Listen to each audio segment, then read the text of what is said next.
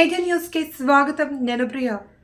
ఉద్యోగం పేరిట ఇద్దరు వ్యక్తులు యువతికి మత్తుమందు ఇచ్చి కారులో దారుణంగా 4 గంటల పాటు అత్యాచారం చేసిన ఘటన హైదరాబాద్లోని మియాపూర్లో జరిగింది.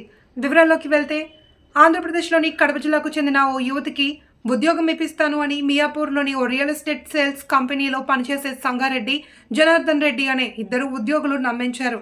ఈ క్రమంలోనే వారు పనిచేస్తున్న కంపెనీలో జాయిన్ చేయగా ఆమెకు అనుభవం లేకపోవడంతో ట్రైనింగ్ ఇప్పిస్తాము అని చెప్పారు.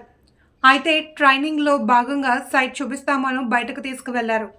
అయితే రాత్రి 9 గంటల వరకు మీటింగ్ జరగగా తిరిగి వస్తున్న క్రమంలో ఆ యువతికి మత్తుమందు కలిపిన కూల్ డ్రింక్ ఇచ్చారు. ఆమె అప్పటికే అనారోగ్యంతో ఉన్నాను అని చెప్పినప్పటికీ బలవంతంగా త్రాగించారు. ఇక మత్తులోకి జారుకోగానే 4 గంటల పాటు కారులో సిటీ మొత్తం తిప్పుతూ దారుణంగా అత్యాచారం చేశారు. యువతికి మెలకువ రాగానే విషయం తెలుసుకుని వారి వద్ద నుండి తప్పించుకుని ఏడ్చుకుంటూ నేరుగా పోలీస్ స్టేషన్లో ఫిర్యాదు చేసింది.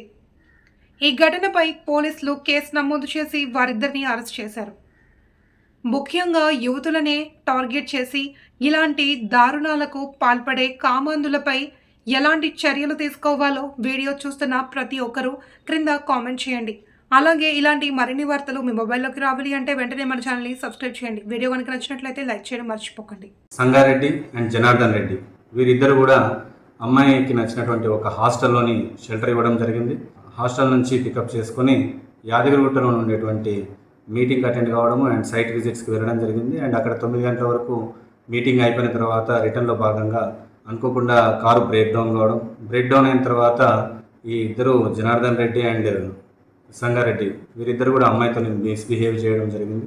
ఆ విధంగా అమ్మాయి బై 3 o'clock టైంలోని మళ్ళీ హాస్టల్లో వదిలిపెట్టడం జరిగింది. నిందితులని అదుపులోకి తీసుకొని విచారించడం జరుగుతుంది.